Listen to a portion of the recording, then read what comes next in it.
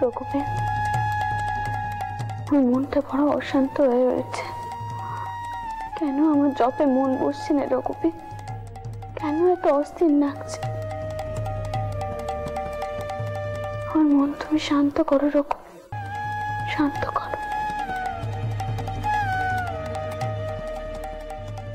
তুমি আমার মন শান্ত করো রঘুবীর, শান্ত করো।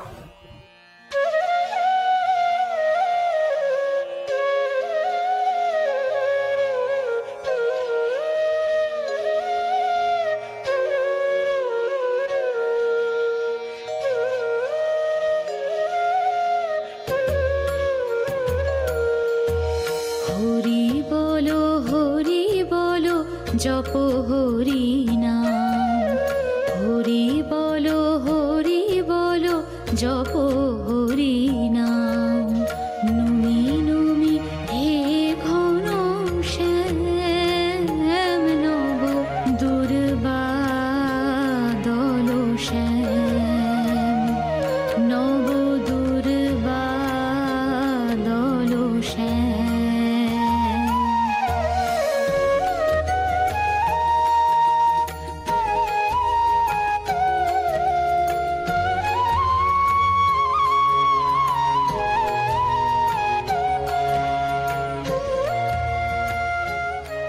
জানো তো ছোটকো কি, তীর্থে যাওয়ার আগে মন শান্ত করা বড় প্রয়োজন। আমি শুনলাম হরি চাউন নাকি বিতাড়িতে কত কথা কয়েছে। তুমি এক কাজ করো, তুমি মতুরকে বলো তিনাকে এই বাড়িতে ডেকে পাঠাতে। তীর্থে যাওয়ার আগে বিশ্বনাথ আর মা অন্নপূর্ণার নীলের কথা শুনতে আমার যে বড় স্বাদ হচ্ছে। মা, আমি তেনাকে কইছি।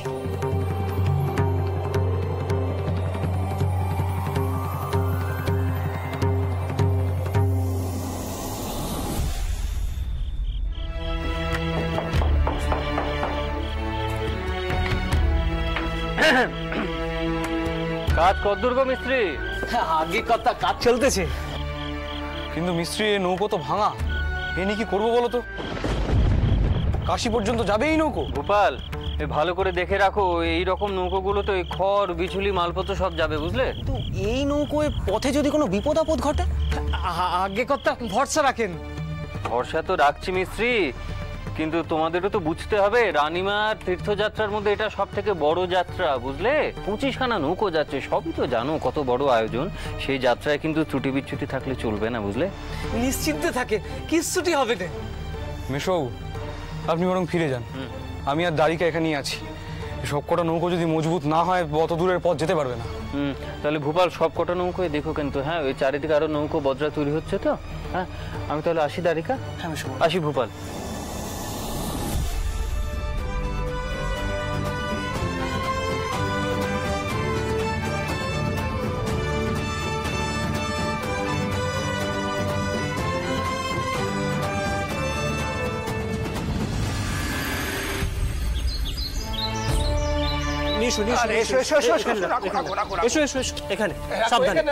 সরকার মশাই বলছি, আমাদের চাল কত বস্তা এলো আর আমাদের নৌকো কটা লাগবে বলুন? 4টে নৌকোতে চাল ভরা হয়েছে আর 3টে নৌকোতে তেল আর লবণ ভরা হয়েছে। ভূপাল বাবু আমাকে তেমনই বলেছে। ও মল্লিক মশাই, আগে 25খানা নৌকোর মধ্যে 5খানা নৌকোয় এখনো রং পড়েনি। সে কি? আপনি একবার শিগগির ওদিকে গিয়ে আমি দেখছি, দাঁড়ান আমি দেখছি। আরে কি হলো, তাড়াতাড়ি এসো না। ও সরকার মশাই, আগে কখানা গাভী যাবে, তাদের সব খাবার দাবার খড় বিচালি কোথায় রাখা হবে সেসবের ব্যবস্থা কিন্তু আমাদের করে দিতে হবে। আপনি কিচ্ছু চিন্তা করবেন না, আমি সব ব্যবস্থা করে দিচ্ছি। আচ্ছা বেশ।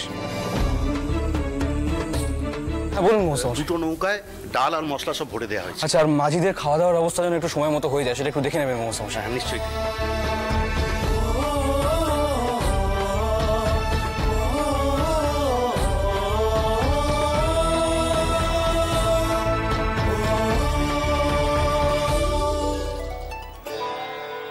কইছিলুম ব্যাটাকে আপনি নিজেই ডেকে একবার ওর সাথে কথা কইতে পারলেন না?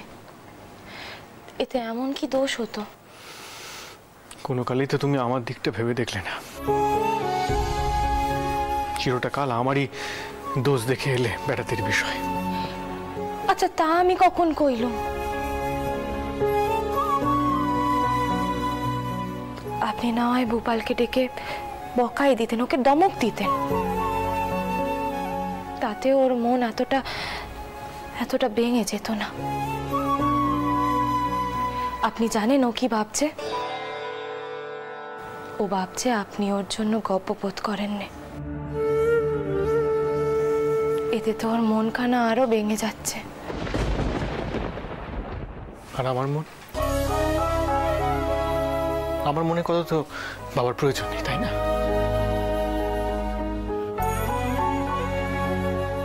কইছিলেন যাবার আগে যদি মান অভিমানটুকু বিসর্জন দিতেন। শুনছেন?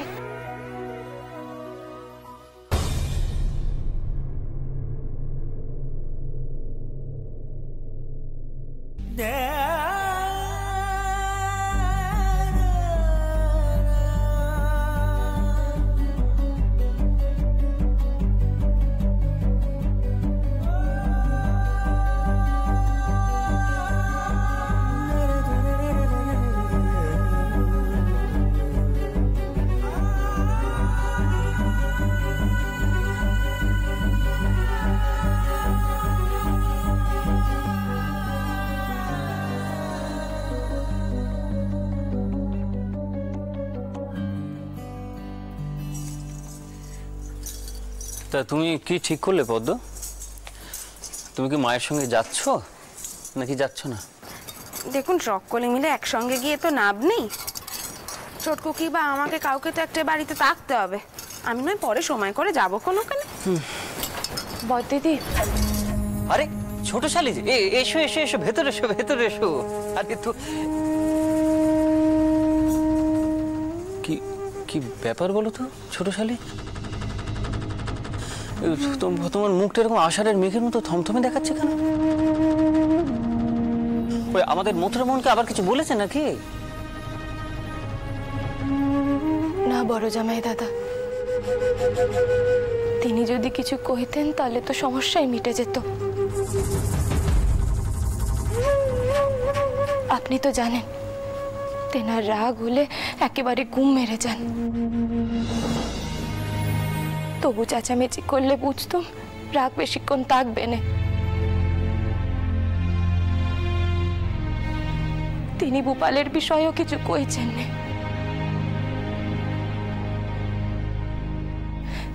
আর এদিকে বাপ বেটার মধ্যেও কথা বন্ধ হয়ে গেছে। আমি যে কি সমস্যায় পড়েছি কি কই আপনাকে।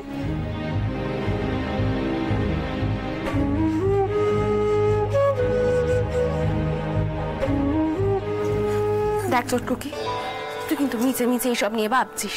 আরে বাপু, বাপ ব্যাটার মধ্যে সমস্যা হয়েছে, তারা নিজেরাই সেসব মিটমাট করে নেবে। তুই কেন মিছে চিন্তা করে মরছিস? লো আসলে কি জানো তো ছোট শালি, এই তোমার বর দিদি এরকম একজন সাদাসিধে বর পেয়েছেন, তো সেই কারণে তোমার যন্ত্রণাটা বুঝতে পারছেন না। বুঝলে গিন্নি, আমিও যদি মুথুরের মতো গুম মেরে থাকতাম তবে তুমি বুঝতে কি চালা।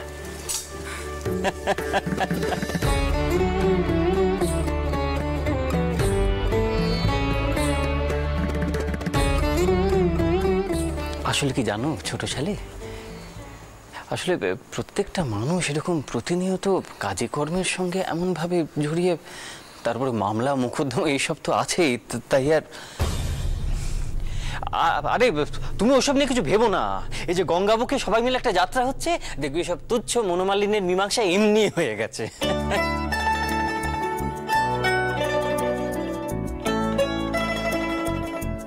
চটকু কি, তোর বড় জামাই দাদা কিন্তু এই কথাখানা একদম ঠিক করেছে। দেখ, মুখ বার না করে থেকে কাশিদাম থেকে ঘুরে আয় দেখি। আর তুই তো মা অন্নপূর্ণাকে খুব মানিস, দেখবি অন্নপূর্ণাই তোর মনে সব দুঃখ কষ্ট দূর করে দিয়েছে। দিদি তুমি যাচ্ছ না? যাবো তো, কিন্তু সকলে একসাথে গিয়ে তো কোনো লাভ নেই। তোরা তো ওখানে থাকবি বেশ কটা দিন, আমি নয় পরে সময় মতো কাশিদাম থেকে ঘুরে আসবো। কি বলতো, ওই বউয়ের হাতে সব কিছু ছেড়ে দিয়ে যেতেও মন চাইছে না। মোহনকে তো জানিস, একটু এদিক থেকে ওদিক হলে তার মেজাজ একদম তুঙ্গে উঠে যাবে। সেসব কিছু নয়, আসল কথাটা আমি তোমাকে বলি ছোট শালী, তোমার বড় দিদির ইচ্ছে হলো একটু আলাদাভাবে কাশিধাম যাওয়ার, তবে সেটা কেবলমাত্র আমার সঙ্গে। কি না তুমি বলো। বেটা বউরা সব রয়েছে, আপনারা বুড়ো বসে মতিভ্রম হয়েছে। শোনো শোনো, মতিভ্রমের কি দেখলে? এই সমস্ত কথা বললাম বলে না ছোট শালীর মুখে হাসি ফুট লাগবে, চেয়ে দেখো।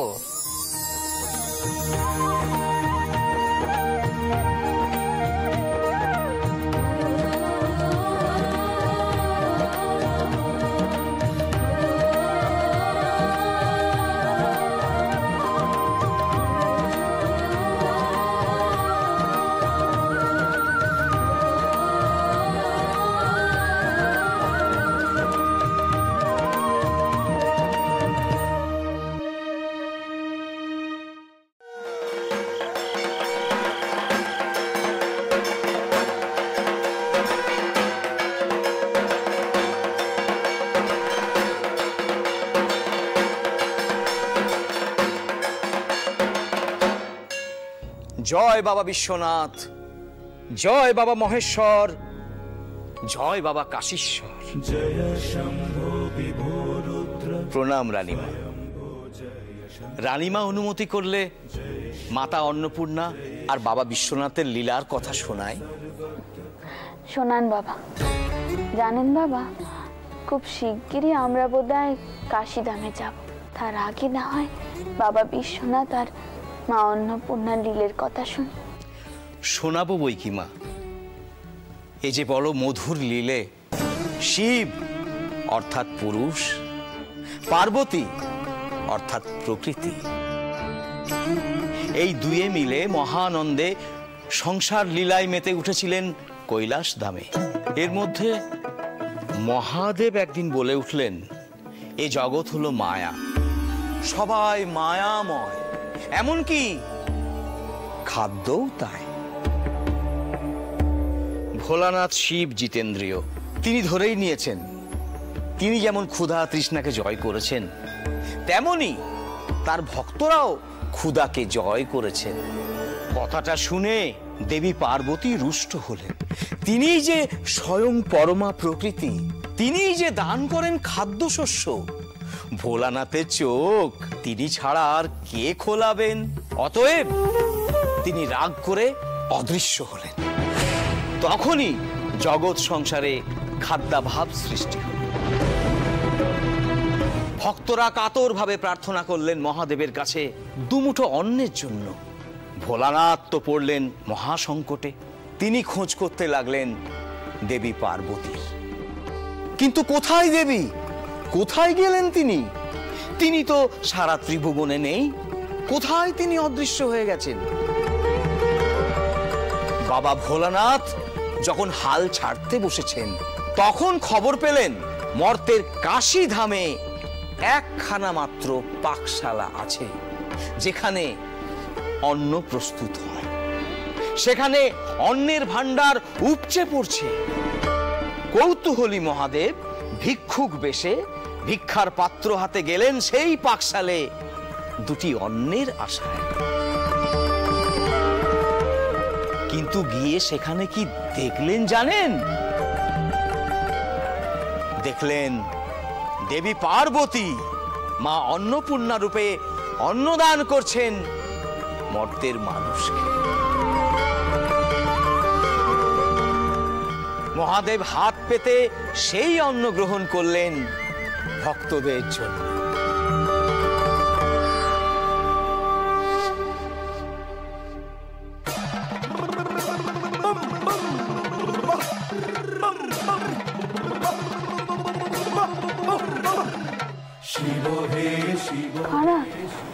কারা এমন গান গাইছে? বাবা বিশ্বনাথের কথা শুনছি, আর তার সঙ্গে এমন একখানা গান ভেসে আসছে। ও চুটকুকি, তুমি ভোপালকে কও বাড়ির বাইরে যারা গান গাইছে তাদেরকে বাড়ির ভেতরে আসতে। যাই দিদমা। দারিকা চল। হ্যাঁ দাদা, যশো দাদা। কথার সময় গান ভেসে এলো রানীমা, এ তো বড় কম কথা নয়।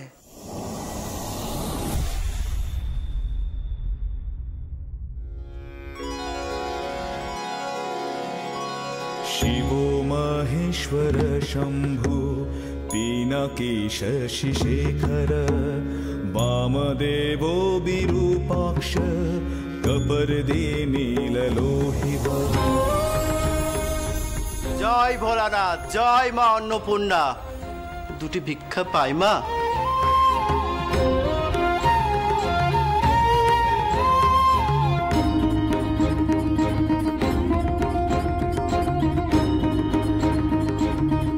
গোপাল, ওনাদেরকে বল ওনারা ভিক্ষে পাবেন, কিন্তু তার আগে ওনারা বাবা বিশ্বনাথ আর মা অন্নপূর্ণা নীলে দেখা।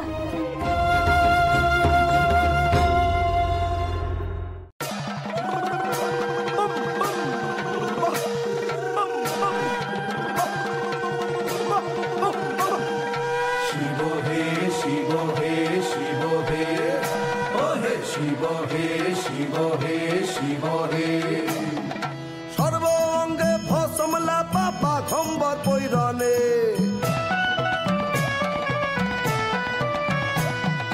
সর্বঙ্গে ভসমলা পাপা খম্বর পৈরানে মাথায় সেদি তুলায় পুদিন নাচে ঘনে ঘনে। ও হে শিব হে শিব হে শিব হে।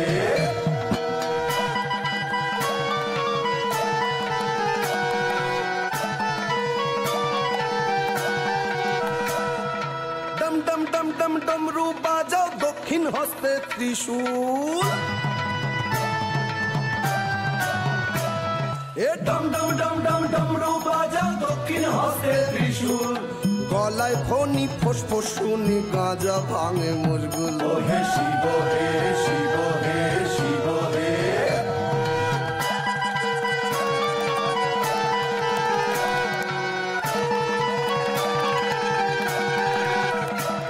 अरे बम बम बम बम, अरे बम बम बम बम बुली हरदम ढुल्लू ढुल्लू आँखी। बम बम बम बम बम बम बम बम, अरे बम बम बम बम बुली हरदम ढुल्लू ढुल्लू आँखी। उठे धूला गाजन मेलाয় প্রলয় ঘটবে নাকি? উঠে ধূলা গাজন মেলায় প্রলয় ঘটবে নাকি? ও হে শিব হে শিব হে শিব হে।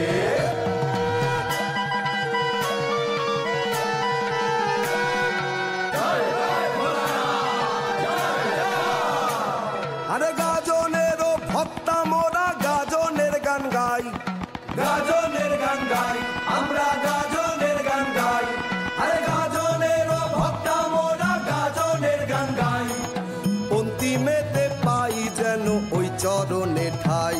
আরে অন্তিমেতে পাই যেন ওই চরণে ঠাই। ও হে শিব হে শিব হে শিব হে। ও হে শিব হে শিব হে শিব হে। ও হে শিব হে শিব হে শিব হে। ও হে শিব হে শিব হে শিব হে। ও হে শিব হে শিব হে শিব হে। ও হে শিব হে শিব হে শিব হে। ও হে শিব হে শিব হে শিব হে।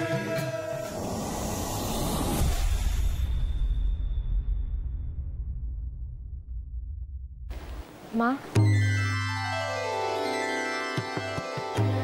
মনখানা যে একেবারে পড়ে গেল।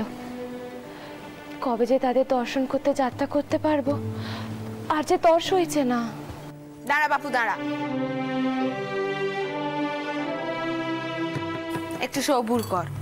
ওরকম হুট করে যেতে চাইলে তো আর যেতে দেওয়া যায়নি।